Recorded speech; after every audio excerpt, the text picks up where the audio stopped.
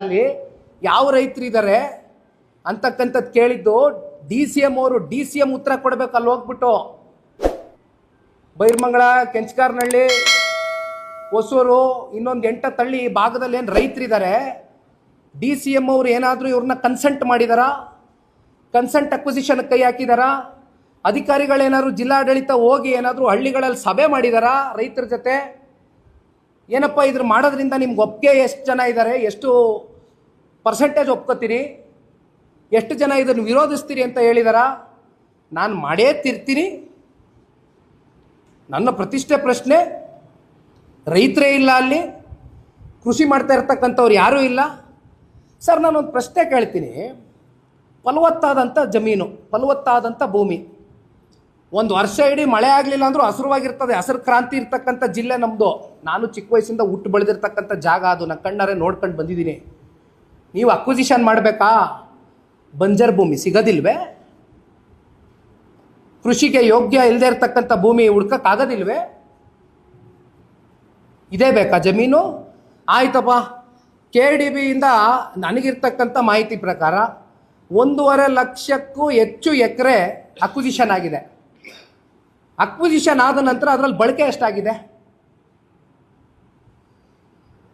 Commercial ಪರ್ಪಸ್ಗೆ ಎಷ್ಟು use ಮಾಡಿದ್ದೀರಿ? ಇಂಡಸ್ಟ್ರೀಸ್ನ ಎಷ್ಟು ತಗೊಂಬಂದಿದ್ದೀರಿ? ಎಷ್ಟು ಜನಕ್ಕೆ ಉದ್ಯೋಗ ಸೃಷ್ಟಿ ಮಾಡಿದ್ದೀರಿ? DCM ಹೇಳ್ತಾ ಇರ್ತಕ್ಕಂಥದ್ದೇನು? ಓಹೋ, ವಿಷನ್ ಅಂತೆ. ಅವ್ರ ವಿಷನ್ನು ಹಿಂಗೆ ಬಂದುಬಿಟ್ರೆ ಅಲ್ಲೆಲ್ಲ ಉದ್ಯೋಗ ಬಂದ್ಬಿಡುತ್ತಂತೆ.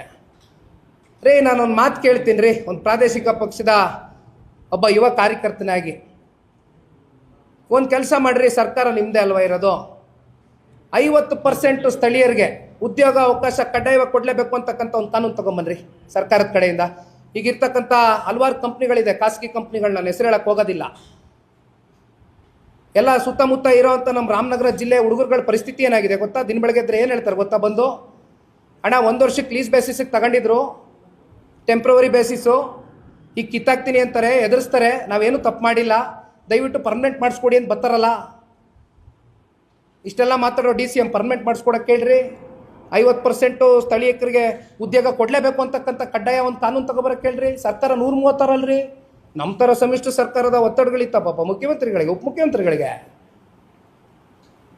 ಏನು ಮಾತಾಡ್ತಾರೆ? ಸೌಜನ್ಯತೆ ಇದೆಯಾ ಅವ್ರಿಗೆ? ರೈತರ ಜೊತೆ ಕೂತ್ಕೊಂಡು ಒಂದು ಸಭೆ ಮಾಡಿದಾರಾ? ಯಾವ ಸಭೆ ಅದು? ಮೊನ್ನೆ ಮಾಡಿದ ಸಭೆ. ಅಣ್ಣ, ಒಂದು ಕೆಲಸ ಮಾಡೋಣ. ಉಪಮುಖ್ಯಮಂತ್ರಿಗಳಿಗೆ ಏನಾದರೂ ಸಮಯ ಇದ್ದರೆ, ಉಪಮುಖ್ಯಮಂತ್ರಿಗಳಿಗೆ ಏನಾದರೂ ನಿಜವಾದಂಥ ಕಾಳಜಿ ನಮ್ಮ ರೈತರ ಪರವಾಗಿದ್ದರೆ ದಯವಿಟ್ಟು ಹಳ್ಳಿಗಳಿಗೆ ಒಂದು ಸಲ ಬರಲಿ. ನಿಖಿಲ್ ಕುಮಾರಸ್ವಾಮಿ ಟೈಮ್ ಕೊಡ್ತಾನೆ ಕಾಮನ್ ಮ್ಯಾನ್ ಆಗಿ. ನನಗೆ ಆ ಹುದ್ದೆ ಬೇಕಾಗಿಲ್ಲ. ಕಾಮನ್ ಮ್ಯಾನ್ ಆಗಿ, ಒಬ್ಬ ಕನ್ನಡಿಗನಾಗಿ, ಆ ಜಿಲ್ಲೆಯ ಒಬ್ಬ ಮಗನಾಗಿ ಹುಟ್ಟಿಲ್ಲ ನಾನಲ್ಲಿ. ಆದರೆ ಭಾವನೆಗಳಿದೆ ರಾಮನಗರ ಜಿಲ್ಲೆ ಜನತೆ ಜೊತೆ. ನಾ ಬರ್ತೀನಿ. ಟೈಮ್ ಫಿಕ್ಸ್ ಮಾಡ್ತಾರ DCM ಅವರು? ಬರ್ತಾರ? ಸೌಹಾರ್ದಯುತವಾಗಿ ರೈತರನ್ನೆಲ್ಲ ಹಳ್ಳಿಗಳಿಗೆ ಹೋಗೋಣ, ಭೇಟಿ ಮಾಡೋಣ, ಕೇಳೋಣ, ಅವ್ರ ಕನ್ಸಲ್ಟ್ ಅಕ್ವಿಸಿಷನ್ ತಗೊಳ್ಳೋಣ. ಬರ್ತಾರ? ನಾನು ರೆಡಿ ಇದ್ದೀನಿ. ಇನ್ನೇನು ಮಾತಾಡ್ತೀನಿ ಸರ್? 1 ನಿಮಿಷ ಹೇಳ್ತೀನಿ ಕೇಳಿ ಸರ್. ಕುಮಾರಸ್ವಾಮಿ ಅವ್ರಿಗೆ ಚಾಲೆಂಜ್ ಮಾಡೋದಿರಲಿ, ರೈತರಿಗೆ ಉತ್ತರ ಕೊಡಬೇಕು. ಸಮಸ್ಯೆ ಉದ್ಭವ ಆಗಿರೋದಿರಲಿ. ಕುಮಾರಸ್ವಾಮಿ ಅವ್ರು ಯಾಕೆ ಚರ್ಚೆ ಮಾಡ್ತಾ ಇದ್ದಾರೆ? ರೈತರ ಪರವಾಗಿ ಚರ್ಚೆ ಮಾಡ್ತಾ ಇದ್ದಾರೆ. ನಾನು ಹೇಳ್ತಾ ಇರೋದೇನು? ನಡೀರಿ, ರೈತರ ಸಂಕಷ್ಟ ಕೇಳೋಣ, ಆಲ್ಸೋಣ. ಏನು ಪ್ರಪಂಚ ಮುಳುಗೋಗಲ್ಲ. DCM ಕುರ್ಚಿ ಇನ್ನೂ 2 ವರ್ಷ ಇರ್ತದೆ.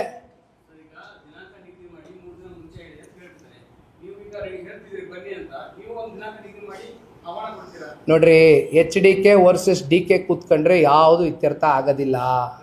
ಇಲ್ಲಿ ಇರ್ತಕ್ಕಂಥದ್ದು ರೈತರ ಜೊತೆ ಸಂವಾದ ಆಗಬೇಕು, ಚರ್ಚೆ ಆಗಬೇಕು, ಅವರ ಅಭಿಪ್ರಾಯಗಳು ಸಂಗ್ರಹಣೆ ಮಾಡಬೇಕು.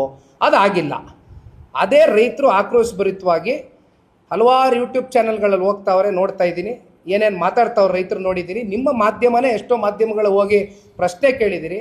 ಏನು ಹೇಳ್ತಾ ಇದ್ದಾರೆ ಅವರೆಲ್ಲ? ನಮ್ಮ ಭಾವನೆಗಳಿದೆ ಇಲ್ಲಿ. ನಮ್ಮ ತಾತ, ಅಜ್ಜಿ, ಅಜ್ಜನ ಇಲ್ಲಿ ಮಣ್ಣು ಮಾಡಿದ್ದೀವಿ.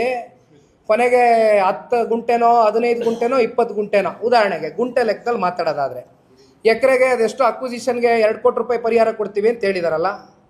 ಏನು ಸರ್? ಎಷ್ಟು ಅಣ್ಣ? ಎಷ್ಟು? What ever the XYZ amount. ಅವತ್ತು ಕುಮಾರಣ್ಣವರು ಒಂದು ಅಮೌಂಟ್ ಹೇಳಿದರು, ಪರಿಹಾರ ಕೊಡ್ತೀನಿ ಅಂತ. ಅವತ್ತಿನ ಲೆಕ್ಕಾಚಾರಕ್ಕೆ ಅದಾದ ಮೇಲೆ ಮೊದಲನೇ ಬಾರಿ ರಾಜ್ಯದಲ್ಲಿ ಸಿದ್ದರಾಮಣ್ಣ ಅವ್ರ ಸರ್ಕಾರ 13-18 ಮಧ್ಯೆ ಬಂದಾಗ ಇದೇ ಈಗಲ್ಟನ್ ಇಶ್ಯೂ ಕುಮಾರಣ್ಣ ಅವರು 16 ಬಾರಿ ಹೇಳಿದ್ದಾರೆ. ಅವ್ರನ್ನ ಟಾರ್ಗೆಟ್ ಮಾಡ್ಕೊಂಡು ಕ್ಯಾಬಿನೆಟಲ್ಲಿ ನೀವೇ ತಾನೇ ಹೊರಡಿಸಿದ್ದು. ಎಷ್ಟು ಕಟ್ಟಿದ್ರಪ್ಪ ಅವತ್ತು, ಎಷ್ಟು ಹೇಳಿದ್ರಪ್ಪ ಕಟ್ಟಿ ಅಂತ ಈಗಲ್ಟನ್ಗೆ 13-18ರಲ್ಲಿ 12 ಕೋಟಿ ಒಂದು ಎಕರೆಗೆ. ಅವ್ರಿಗೆ ನೀವೇ ಹೇಳ್ದವರು, ನಿಮ್ಮ ಸರ್ಕಾರನೇ ಇತ್ತಿದ್ದು, ನೀವೇ ನಿಗದಿ ಮಾಡಿರೋ ಬೆಲೆ. ಈಗ 2 ಕೋಟಿನ, ಈಗ 2 ಕೋಟಿನ. ಅವತ್ತು 2006ರಲ್ಲಿ, 2013ರಲ್ಲಿ, 2026ರಲ್ಲಿ ಎಲ್ಲಿಗೆ ಬಂದು ನಿಂತಿದ್ದೀವಿ? ಎಷ್ಟಾಗಿರ್ಬೇಕು ಬೆಲೆ? ಅಷ್ಟೇನಾ ಹಂಗಾರೆ ಬೆಲೆ ಕಟ್ಟೋದು? ಆಯಿತು, 10 ಗುಂಟೆ 15 ಗುಂಟೆ 20 ಗುಂಟೆ ಇಟ್ಕೊಂಡಿರ್ತಕ್ಕಂಥವ್ರು ಯಾರು ಸ್ವಾಮಿ? ಸಣ್ಣ ರೈತರು ಕಣ್ರಿ. ಹೈನುಗಾರಿಕೆ ಮಾಡ್ಕೊಂಡು, ಹಸ ಸಾಕೊಂಡು, ಕರ ಸಾಕೊಂಡು, ಮೇಕೆ ಸಾಕೊಂಡು ಹೆಂಗೋ ಕನಿಷ್ಠ ಪಕ್ಷ ಗೌರವಿತವಾಗಾದರೂ ಬದುಕ್ತಾವ್ರೆ. ಬಿಟ್ಬಿಡಿ ಬದುಕಕ್ಕೆ. 10 ಗುಂಟೆ 15 ಗುಂಟೆ 20 ಗುಂಟೆಗೆ ನೀವು ಕೊಡ್ತಕ್ಕಂಥ ಜುಜುಬಿ ದುಡ್ಡಲ್ಲಿ ಅವ್ರು ಏನಾದ್ರು ಬೆಂಗಳೂರು ಹೊರವಲಯದಲ್ಲಿ ಎಷ್ಟು ದಿನ ಬಂದು ಬದುಕ್ಬೋದು? ಎಲ್ಲಿಗೆ ಹೋಯ್ತಾರೆ? ಅವ್ರನ್ನ ಎಲ್ಲಿ ಎತ್ತಂಗಡಿ ಮಾಡ್ತೀರಿ? ಇದೇ ನೋಡ್ರಿ, ಇದೇ ಇಂಡಸ್ಟ್ರಿಯಲ್ ಟೌನ್ಶಿಪ್ ನೀವು ಮಾಡಬೇಕು ಅಂದರೆ ನಾನು ಒಂದು ಸಲಹೆ ಕೊಡ್ತೀನಿ ರೀ. ಕಲ್ಯಾಣ ಕರ್ನಾಟಕ, ಕಿತ್ತೂರು ಕರ್ನಾಟಕ, ಮಧ್ಯ ಕರ್ನಾಟಕದಲ್ಲಿ ಗೂಳೆ ಹೋಗ್ತಕ್ಕಂಥವ್ರನ್ನ, ವಲಸೆ ಬರ್ತಕ್ಕಂಥವ್ರನ್ನ ದಯವಿಟ್ಟು ತಡೆಗಟ್ರಿ. ಯಾಕಪ್ಪ ಅಲ್ಲಿ ಬಂಜರ್ ಭೂಮಿಗಳಿಲ್ವಾ? ಅಲ್ಲೆಲ್ಲ ಫಲವತ್ತಾದಂಥ ಜಮೀನು ಕೈ ಹಾಕ್ಬೇಡ್ರಿ. ಮತ್ತೆ ನಾನು ಹೇಳ್ತಾ ಇದ್ದೀನಿ, ರೈತರಿಗೆ ನೋವು ಕೊಡಬೇಡ್ರಿ, ರೈತರಿಗೆ ಗೌರವಿತವಾಗಿ ಬದುಕಕ್ಕೆ ಬಿಡ್ರಿ. ಫೈಂಡ್ ಔಟ್ ಮಾಡಿರಿ, ಬಂಜರ್ ಭೂಮಿಗಳ ಕೈ ಹಾಕ್ರಿ, ಕೊಡ್ರಿ. ಕಲ್ಯಾಣ ಕರ್ನಾಟಕದಲ್ಲಿ ಇಂಡಸ್ಟ್ರಿ ತಗೊಂಬರ್ರಿ, ಉದ್ಯೋಗ ಸೃಷ್ಟಿ ಮಾಡಿರಿ. ಯಾಕ್ರಿ ಅವ್ರ ಪಾಪ ಇಲ್ಲಿಗೆ ಬರಬೇಕು? ಯಾಕ್ರಿ ಗುಳೆ ಹೋಗ್ಬೇಕು ಅವರು? ಯಾಕ್ರಿ ವಲಸೆ ಹೋಗ್ಬೇಕು ಅವರು? ಏನು ಬರೀ ಇಲ್ಲೇನಾ?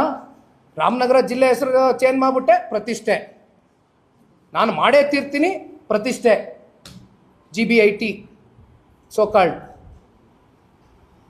ಇರಲಿ, ಬನ್ನಿ ಅಣ್ಣ. ಥ್ಯಾಂಕ್ ಯು ಅಣ್ಣ.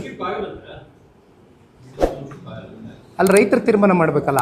ಇಲ್ಲಿ 40 ಜನ ಕರ್ಸಿ ಮಾತಾಡೋದು ಬೇಡ, ಅಲ್ಲಿ ಹಳ್ಳಿಗಳಿಗೆ ಹೋಗೋಣ ನಡೀರಿ, ಮಾತಾಡೋದ್ನಲ್ಲ. Thank you.